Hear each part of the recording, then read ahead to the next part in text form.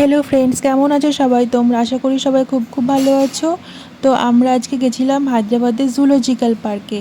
তো সেখানে গিয়ে কি করলাম আর কি দেখলাম চলো তোমাদের সঙ্গে শেয়ার করি। তো প্রথমেই পৌঁছে গেছিলাম জুলজিক্যাল পার্কের এন্ট্রান্সটাতে। সেখানে গিয়ে প্রথমে আমাদেরকে টিকিট কাটতে হয়েছিল। তো টিকিটের দাম ছিল পার হেড 100 টাকা। তো পার্কটা শুধু সোমবার দিন বন্ধ থাকে, বাট বাকি সব দিনই খোলা থাকে।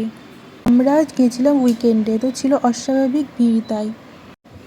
তারপরে আমরা ব্যাটারি অপারেটিভ ভেহিকেল করে একটা জায়গায় পৌঁছে গেলাম। সেখান থেকে সব কিছু সেই জুতে ঘুরে ঘুরে দেখলাম, যেরকম কুমির, স্নেকস, তারপরে জিরাফ, উট, সব কিছু আমরা সেখানে ঘুরে ঘুরে দেখলাম। যা যা আছে, সিংহ, বাঘ, আরও অনেক প্রচুর বার্ডস ছিল।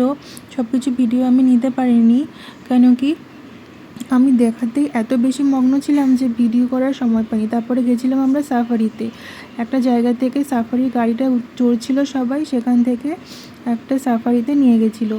তো আমরা সাফারির মধ্যে থেকে ডিরেক্টলি পুরো বাঘ দেখলাম, অনেক রকম বাঘ দেখলাম, রয়্যাল বেঙ্গল টাইগার দেখলাম, তারপর লাস্টে ভালুও দেখলাম। আর এখানে লাঞ্চেরও বিভিন্ন রকমের ভেতরে ব্যবস্থা ছিল। তো আমাদের দিনটা বেশ ভালোই কেটেছিল, কোনো রকম অসুবিধাই হয়নি সেখানে।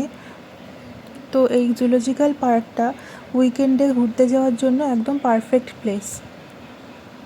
তো আপনারা যারা যারা হায়দ্রাবাদের জুলজিক্যাল পার্কে যাবেন, সাফারিটা অবশ্যই করবেন। এটা সবথেকে ইম্পর্টেন্ট পার্ট। আমার তো জুতে ঘুরতে গিয়ে খুবই ভালো লেগেছে। আপনারাও কমেন্টে জানাবেন আমার ব্লগটা কেমন লাগলো।